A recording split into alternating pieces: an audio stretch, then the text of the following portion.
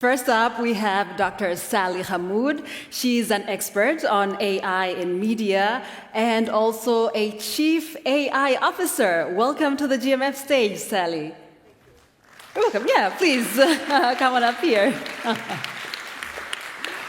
We have the very first Austrian to win a Pulitzer Prize. He's also a data journalist and also a programmer. Welcome, Christo Buschek.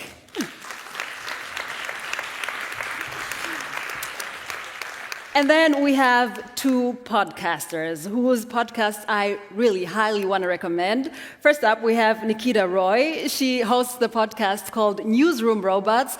She's going to tell us whether these robots are friendly or not, but she's also an expert on AI. In fact, she's an AI futurist. Welcome to the stage, Nikita Roy. And now to my current true crime obsession. It's a podcast called Kill List. The host of this podcast is here with us, Carl Miller. And just briefly to tell you what this podcast is about, it is about how everyday people like you and I will go to the darknet and contact hitmen so that they kill other people, regular people like you and I, often family members or spouses or ex-partners. But Carl is also the founder of the Center for Analysis of Social Media and also an investigative journalist. So Carl, please join us on the stage.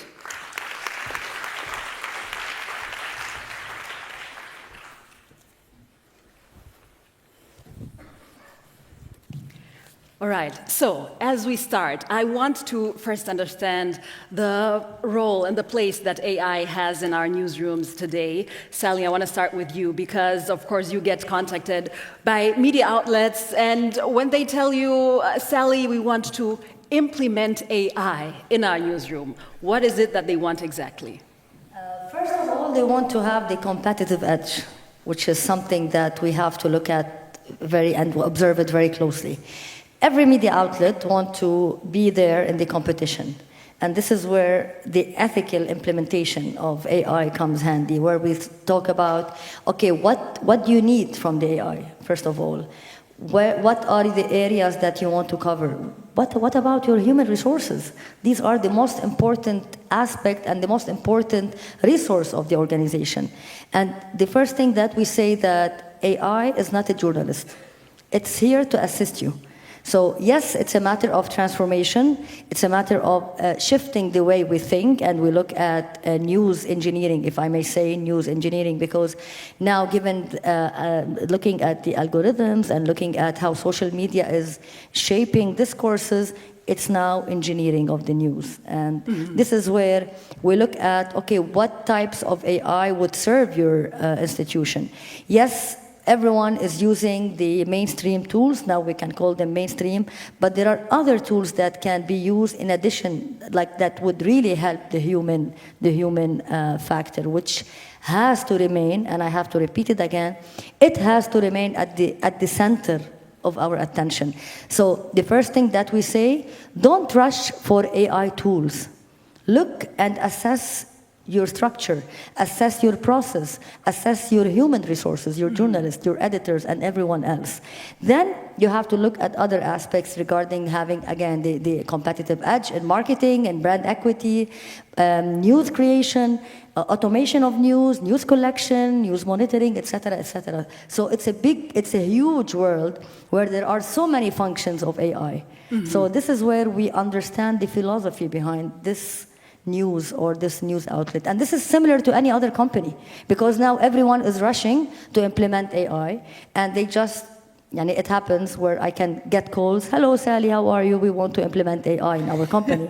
And this is very funny, because yes, but it's a whole different story that we have to look at. It's a process. Yeah. And this process. You delivered good news to, I believe, many journalists here, because you said we always have to have a human being at the center of everything. Christo, I want to move to you now, because you recently talked to DW and you said you feel trapped on an AI hype train. Tell us more about that. Actually, even said, like, I feel like I'm being treated with a stick and a carrot at the moment. I think where this is coming from is just like the narratives that is building around AI, and until now we had these narratives of like, oh, AI is going to kill us, which I think is like a false narrative, and on the other hand we had this narrative that only with AI can we cure cancer, and the interesting thing about this is that both narratives are coming from the same people, the same organization, the same interests. So this makes me just like very suspicious. Like if I see this, then I'm just like, okay, wait a minute, something is not right here. Like it can't be two things at the same time coming from the same person. So there's an interest behind there.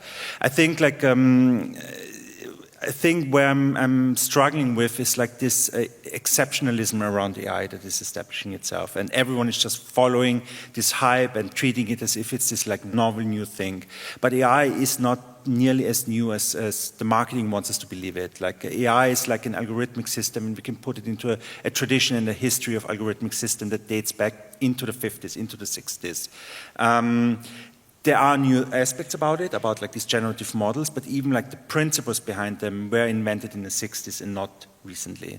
So I think like this is like where I'm coming from a little bit. So I feel like, okay, if this is the case, but there's this hype happening, there's this like, I don't know, this promise like everything will be different, and if like, I don't know if Bill Gates says like if a media company is not an AI company within 1 to 5 years, and then you disappear otherwise, then I'm a little bit like, but who says this? Like, why is this the case? Like, where is this claim coming from?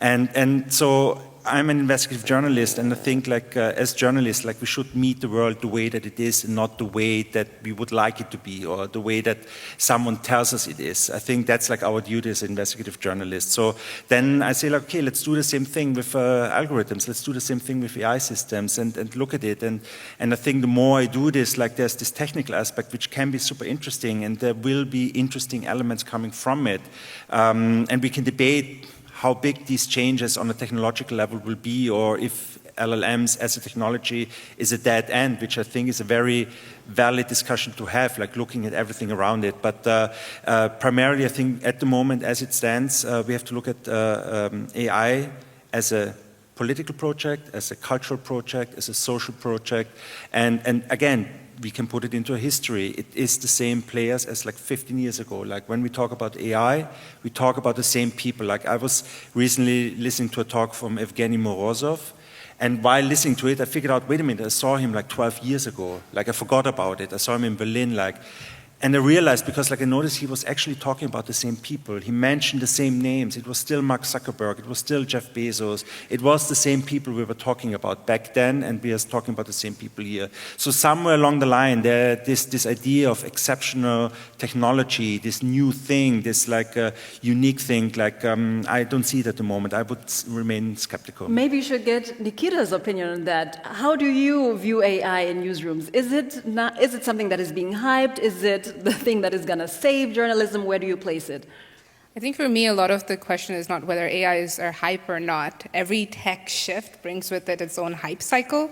The question is what sticks when the dust settles. And with AI, how is it now becoming this new infrastructure, technological infrastructure that we're dealing with? We are already seeing AI helping newsrooms mine public records and break stories with it, helping journalists be able to do their work through all of the transcription, translation tools, that it's now giving them time back, and a lot of ways in which newsrooms right now are prototyping new ways of interacting with their audience.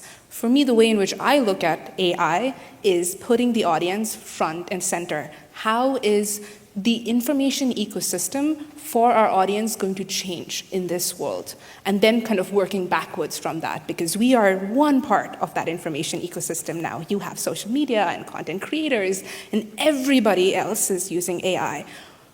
A lot of what we are dealing with is technology companies controlling the relationship that we have with our audience. We've seen this time and time again. But now, especially everywhere, now Google is coming out with its AI overviews and AI mode, you are seeing news and information coming through this intermediary layer, where my biggest question to newsrooms right now is, if you are having a deal with ChatGPT or not having a deal, and your news is still being consumed by these bots, How will your audience know that it's your information that they're consuming? What happens to your brand when it's being consumed by an AI among multiple different sources and then given to you? There are a lot of huge questions that we need to be asking about the business model of journalism. How can we continue to do the journalism that we want to do and keep our core mission at the center of serving the public? How can AI help us do that better? And I think that's the question we need to really focus on right now. So, Carl, let me put that question to you. How can AI help us do journalism better, especially to you as an investigative journalist? Well, actually, just to dwell for a moment on the information ecosystem that journalism and indeed everything else is going to be living in, I think that is an important moment to start. And by the way, afternoon, everyone. Welcome to the AI panel, the one you've all been waiting for. I think there are two technical realities that we all need to confront. Number one, the material will be produced at infinite volume, which is indistinguishable from anything which is real. Volume, video, picture, whatever. Let's stop trying to teach ourselves how to spot the little glitches in the face thing. That is not future-proofed in any way whatsoever. That's technical reality number one. Technical reality number two is that the audience will increasingly interact with all of that via an LLM anyway. Search is declining. People are not browsing websites as much as they used to. Increasingly, they're having to use LLMs to intermediate with a vast amount of material which is being produced, partly by LLMs. This is the world in which we're going to have to live in. And I think the great irony of this is that people's trust in an age where there is more data than ever before, I think people's horizons, in fact, are going to come hurtling inwards unbelievably quickly. I think people are just going to step away. They're going to turn away from all of this. I think in a world where there is a profusion of unverified content that no one can really tell, I actually think that actually centralizes journalism. Because I think it's voices like DW's, voices like everyone on this stage and everyone in the audience will be that small coterie of people that are actually turned to once again kind of talk about the world and interpret it. I do think, though, and to now get to how journalism can improve, I think the first thing we have to do is actually probably re-understand what being a journalist does mean. I don't think that's being a journalist is a consistent thing. I think one of the things we're probably going to have to do is to step away from just thinking about things in terms of truth and lies, and also understand that our jobs will be to try and help people navigate between what's real and what's synthetic. I think that's a distinction which we've never had to make before, and it's one that we're going to have to make now. Does the rest of the panel agree? Sally, you want to say something? I do agree with a lot of things that have been said, but I have to say something that we live in an era, we have surpassed the citizen journalism thing, citizen journalist. Everyone else in this room, outside the room, is not only consuming media, is also reproducing media, be it on social media, and we don't need to go into that because we've digested a lot of things about social media, and we'll get back to it, of course, during the conversation. But speaking of LLMs, when we are consuming those LLMs, large language models like ChatGPT and Co, as we call it, we are actually reproducing that knowledge. And this is where I totally agree with you. Understanding what journalism is very important. This is where, in the age of AI, human has to stay at the center of our attention, because we have to push, and maybe you might not agree with this, we have to push journalists to produce and to consume AI more responsibly. I'll give you an example. If you put any fact, and given the fake news that have been happening all over the world, which is actually, it's a very important topic to talk about, that as Google did at one day, before it became and it converted into being an advertising agency, now ChatGPT is converging into a search engine. So as you were mentioning, people go into ChatGPT, for example, look for information, recipe, whatever they want to do. And this is where it's important to start putting in information and data that we create, because what is at stake, which I was talking about Google, is the collective memory.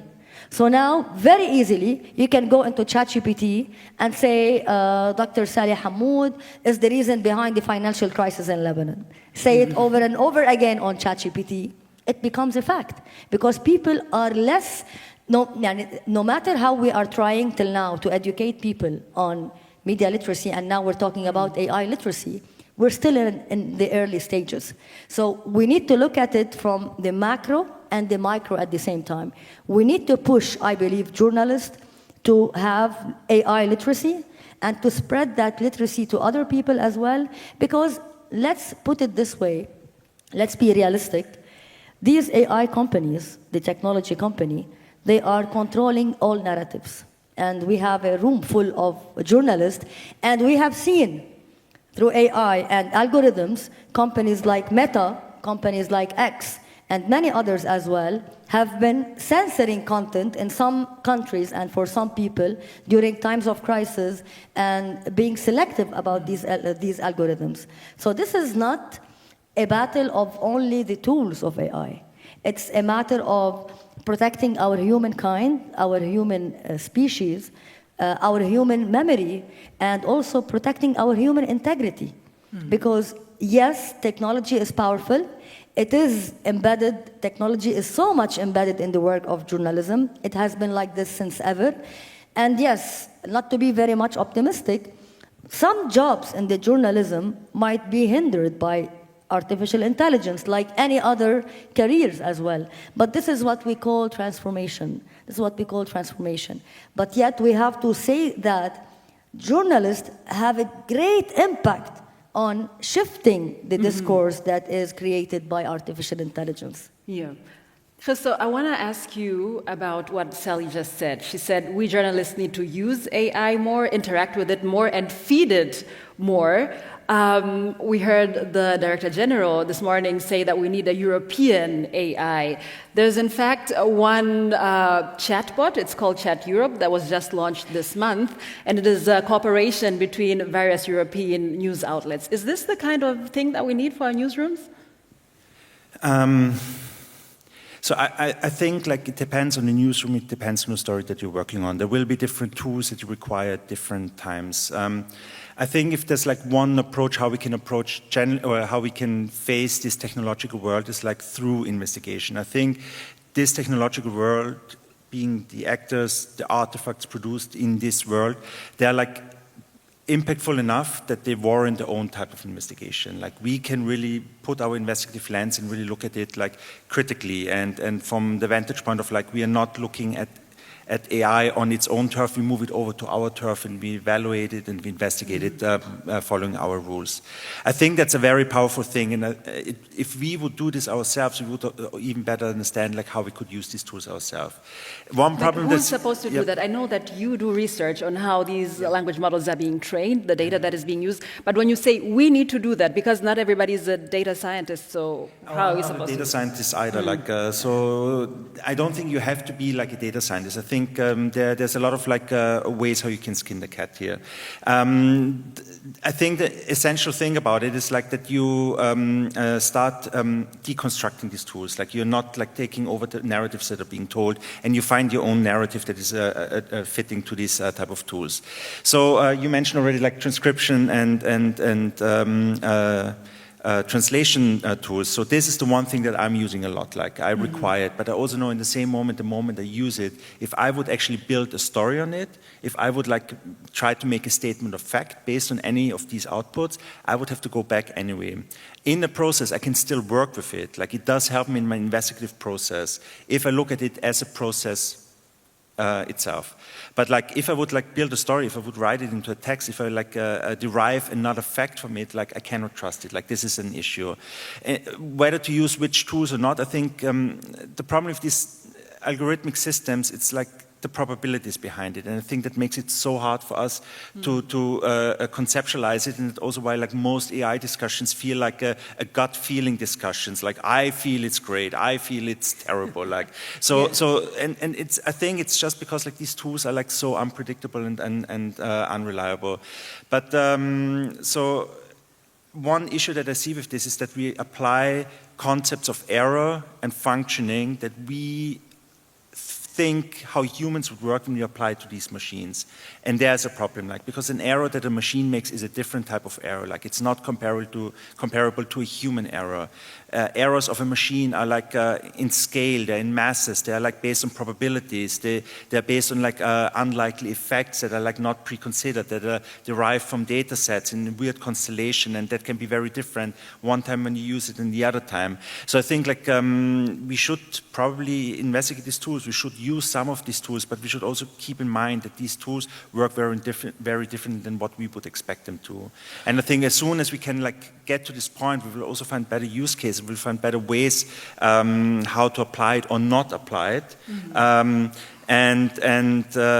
think we will also figure out that the use cases are probably more narrow and more focused, also especially in, I'm speaking from investigative journalism, like that a lot of the things that we could imagine that these tools could do, we will figure out they won't be able, but we will find out other things that these tools are good at that we haven't considered at the moment. But I think focus and really looking at it in a narrow way, I think that would help us a lot in this discussion. Okay, so use cases, you've talked about that. Nikita, what are the most common tools that are being used in newsrooms right now, AI tools? Yeah, I just want to add to the discussion that's been happening as well. As Crystal was saying, it's a probabilistic machine, and something that really helps me distinguish, and one of the main things I always tell anytime I train journalists on AI, when we're interacting with a large language model, it is predicting at its basic sense what the most likely next word is. And I consider that a language machine. What we are all in the business of journalism is knowledge. We are in the business of knowledge. What we are trying to do out there every single day, documenting history as it happens, keeping people to account, all of those things are knowledge, new data, if I talk in technical terms, that we are adding, that these models then extract upon and then build that out. There are two different ways in which we have to start conceptualizing when and where we use these tools. Are we using it for a knowledge task? Are we using it for a language task? Right now, a lot of our audience are going to be using it for a language task where they'll be like, tell me what the news is. That news goes and summarizes knowledge that we provide. So in its core sense, journalism is not going to be destroyed by these large language models. Our business model is at risk. And that's what we have to really rethink right now. And that's why we have to be, I completely agree, we have to be experimenting with AI. We need our journalists to, in fact, I think should be some of the most AI literate people in our society, because we have that responsibility to our audience to be one of the most informed citizens, because this technology is evolving so rapidly. As somebody who is on top of this technology, I have to constantly update what I'm talking about, what I'm teaching, because things are evolving very quickly. Yes. And so at that same time, we need to be able to understand what this technology is doing, inform our audience about it, because right now, it's all tech speak that's out there. I was at a conference in Denmark, and it was a tech conference, and Google had it. Gemini, these big showcase of use Gemini for knowledge. And I went up to them and I was like, how can you say use Gemini for knowledge when you know it hallucinates? And they actually said, tell us what hallucination means when we talk about hallucination is what we're talking about when a large language model just makes up information. Again, because it is a probabilistic machine, when you ask it a question, it just wants to give you an answer. It does not know whether it's right or wrong. It's not giving you false information, like purposely. It just doesn't know that it might be wrong, but it can't tell you that it doesn't know. So hallucination is still a big risk in these models.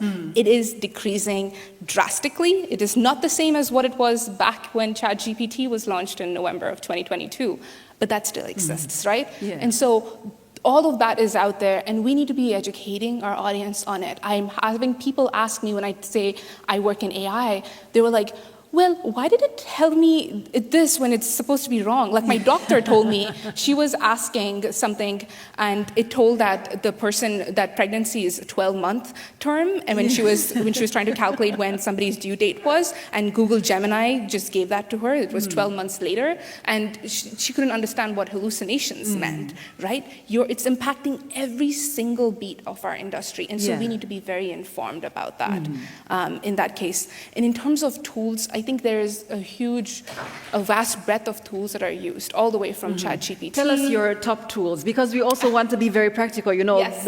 people that are in the audience want to know, okay, if you say that we need to be experts on AI, what is it that I should be experimenting with?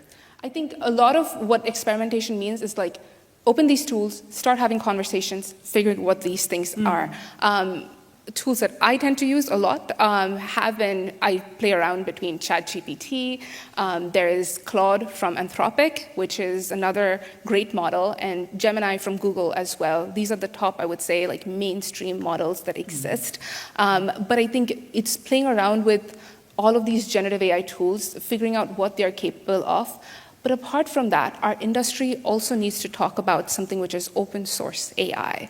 These are models that are not really hosted on proprietary text servers. So it's not like Google is having all of your data over there with these models. These models are publicly available. You can take them, train them for very specific use cases for your newsroom, train them to be an expert in finding particular instances from data sets, and maybe train them to be in your newsroom's voice and knowledge. It knows everything about that. And then you can start to create that infrastructure for your newsroom. So there are different levels when we talk about, are we talking about product? How do we think about our newsroom's AI tools future?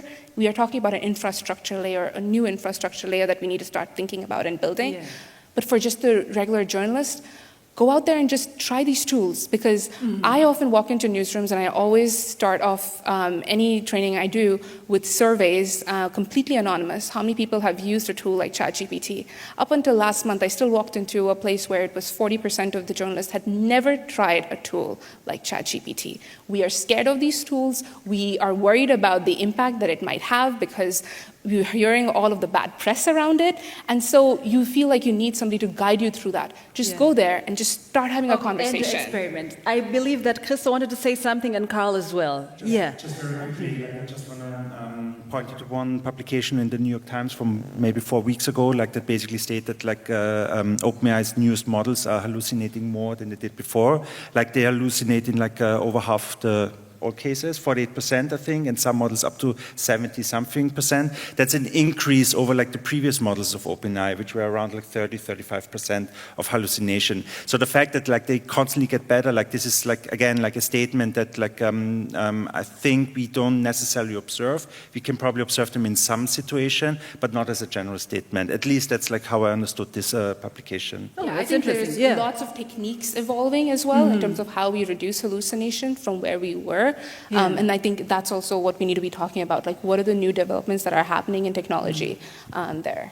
Yeah, thank you, Carl. Yeah, I mean, you know, they often study hallucination by like banging in a prompt to GPT, and that's not how any professional using those tools would ever build them. I mean, you prompt design, you combine large language models, which yes, is just statistical, you know, patterns of language, but then you combine that with symbolic logic, and you combine that with other forms of artificial intelligence that actually has taxonomies where it tries to understand the world in a completely different way, you know, and you combine that with retrieval augmented generation, which is often a way of then going back out to the internet, bringing back more information, and the model tries to answer the question by looking at that as it applies that to the underlying model which it has. All of which is to say, they really are. I don't agree with Christo. They're making tremendous progress when it comes to hallucinations, to knowing when they're hallucinating, and also to prompt designing a series of things together to try and get on top of it. But I actually, just to undermine my own point, I actually also think that the use of AI models by journalists to draft stuff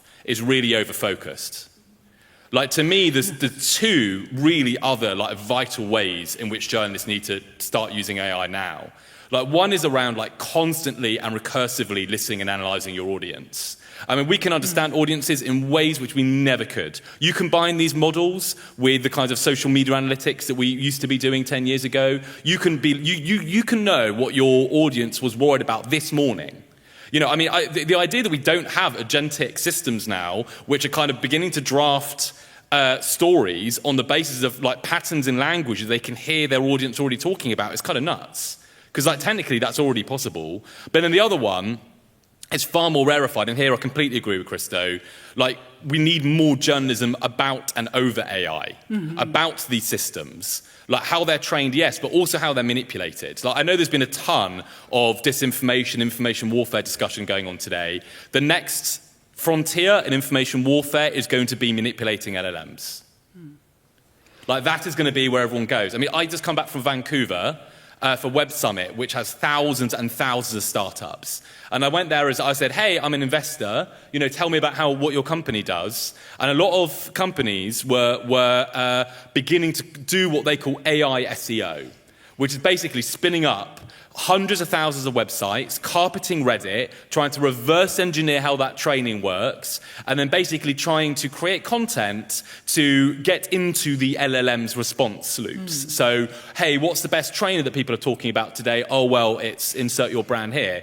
I worry, with all of that, journalism is not going to be not used by LLMs. I'm worried we're not going to be visible enough in these LLMs if we're not using similar systems. Because you take that, which was like casually being done for branded. Let's put that into the hands of the autocrats, and states that we're working for the next decade to think about how to change those models. That's what we've got to be dealing with. And the only way that you can start to disentangle all of that, make sense of it, and write stories about it is by building your own detection systems using very powerful analytics that is capable of coping and making sense of all of that at scale. So that kind of detection work, actually spotting online manipulation, spotting those kinds of efforts, that requires a whole new suite of analytics technologies that journalists need to, if not use, then at the very least understand and deploy. So there's also a lot of investment that we need to do, we and our newsrooms.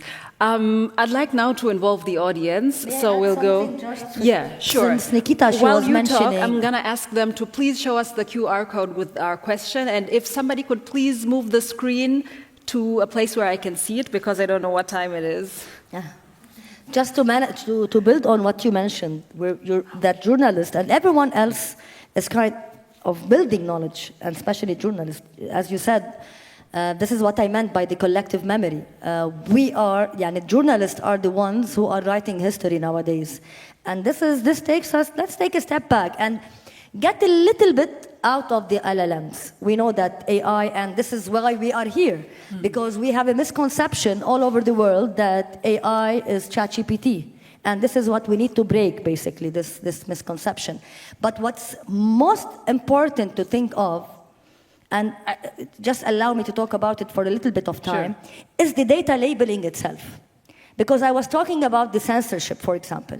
What do you mean by data labeling? Yeah, exactly. So, when you're working with data, so data is usually a raw material. It doesn't mean anything. So when you're labeling, you are giving it meaning. I'll give an example. Anyone in the room have tried cannibalism? Cannibalism, yes. Anyone brave? Yeah? Come on. It's a topic for your next podcast. Do I see hands? So basically, data labelers are asked by tech companies to label cannibalism in terms of describing the taste, describing the feeling, describing whatever, and this helps the LLMs, again, to be more elaborative in the hallucination. It's the similar thing like when, during any kind of conflict, when you're labeling people as terrorists when they are just citizens. This is where we need to look a little bit, take a step back. And this is where the responsibility of integrating AI in journalism, it's a must. It's a must. But speaking of this, yes, media agencies, media companies, they have to invest, they have to. And as I began my speech with, they look for the competitive edge. Because any company all over the world, they have a set of agenda, of course. Any company, be it media or not media, they have agenda, they have ideology, and they have the profit on the table. And you can make profit. You still can make profit, but there should be an investment in more transparent, speaking of OpenAI, because till now we're not able to win the game with these companies, because look at how intertwined with politics it is. Yeah. So this is, I think, very important for journalists when they are using any kind of AI tool, again, outside the LLMs. We should look and examine the data labeling itself. It's a lot of work, yeah, but We have a long way. You've given also me to the do. keyword transparency. Just for our audience, please, you are allowed to start answering that question. What should a universal code of ethics for AI in newsrooms contain? Because that is what I want to spend the last minutes on, to talk about ethics particularly. We've already touched upon that, of course, in many answers that you've given. But Christo, what do you believe are the important questions that we need to answer right now when it comes to AI and ethics? At DW, for example, we have an AI guideline, we have AI officers. What do we need in these kind of guidelines? Difficult Or what are the question. questions that we need to address at the moment? Maybe let's not create a whole guideline, but what are the Yeah. questions that we need to address? So maybe like I reframe the question so that it's easy Sure. for me to answer. So I look into another field like law. So there's this interesting thing. It's a website that I'm following religiously. It collects like all the court cases where lawyers introduce case laws into court cases. Where they make up the case law, because they use an AI system, so they introduce like precedents into court documents and say like, I'm creating this argument based on these precedents, and so here's the court case. So this is happening quite a lot. I think the website is collecting like a few hundred cases at the moment. I was reading a decision of a judge just like last week, and basically 11 of the 14 precedents cases in this court filing were made up and didn't exist.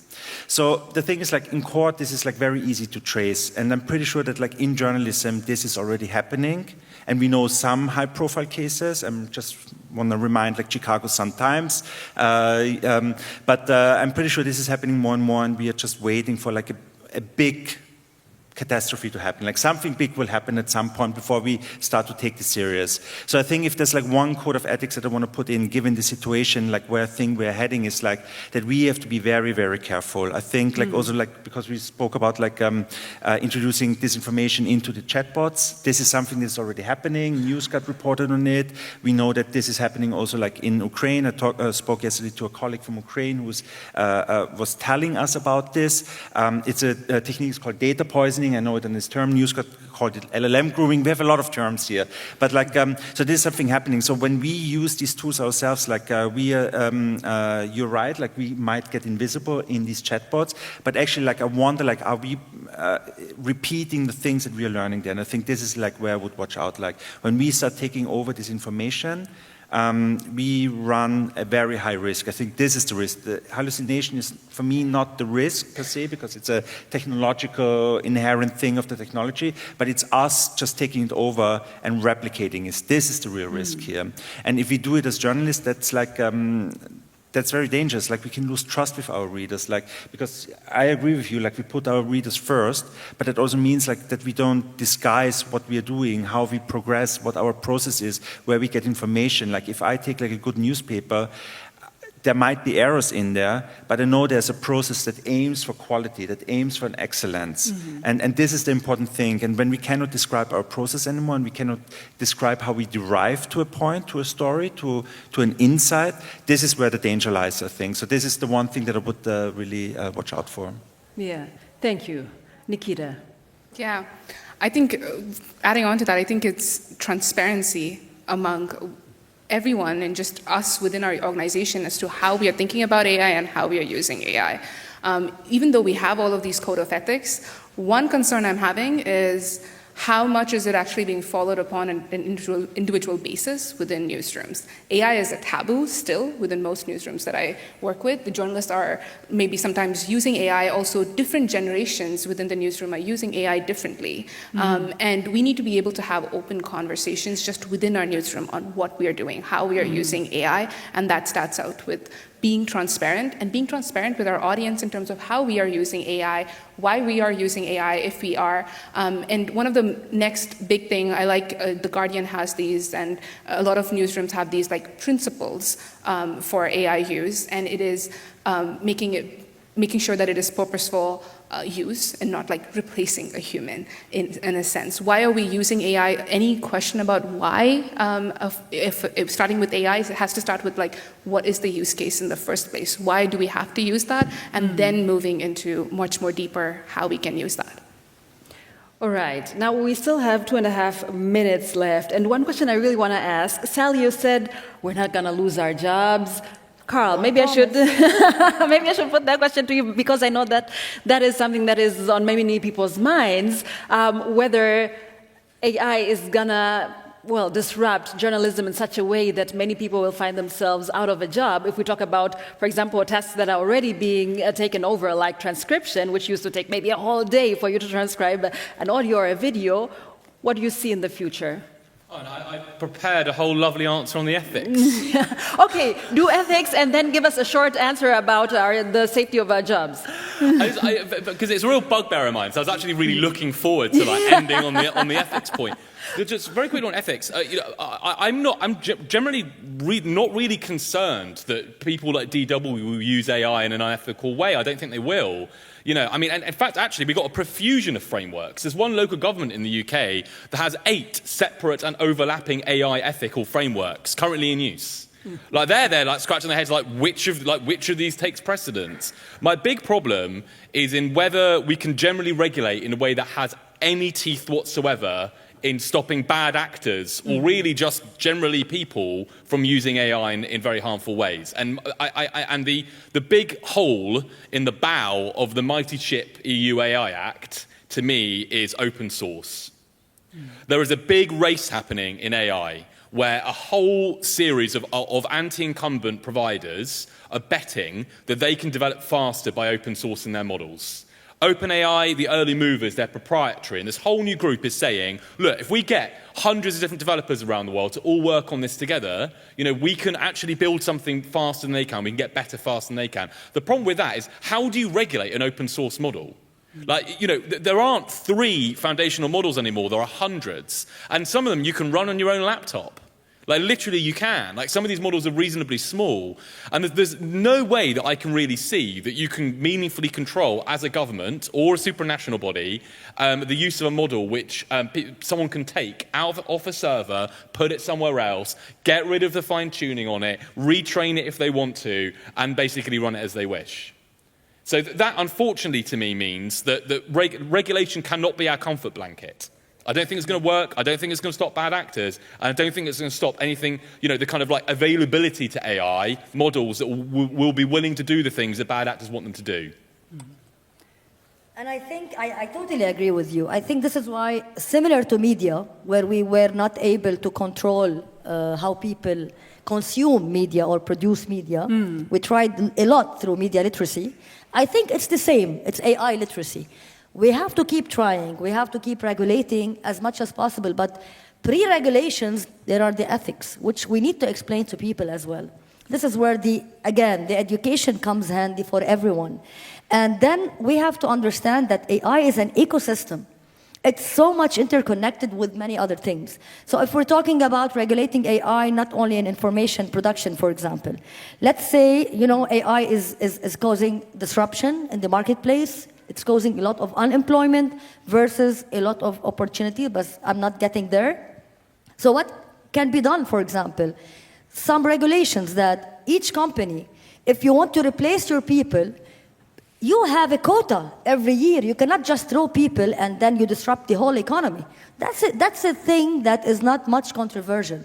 What is more controversial is about the uses of AI in journalism, which also the first step is educating people about it, because I don't think any of the people in the room, I believe many have children, and your children use ChatGPT, for example, because I teach at university, and I gave up. But how I gave up is I tell my students, you want to use ChatGPT, use it. You don't want to use it, it's up to you. When they come to class, in the class, instantly, I tell them, now, you have to counter-argue ChatGPT, no matter what you believe in. This is one way of building the critical thinking. So we have also to be experimental. Media literacy. The mayor of Bonn is here. She's watching. She's waiting for her turn. So we're gonna end it on media literacy and critical thinking. Thank you so much, dear panel. I believe that we have seen that this is a broader discussion, and we'll continue talking during the reception this evening, and also tomorrow. You guys will be around. Thank you very much. This is your applause. Thank you.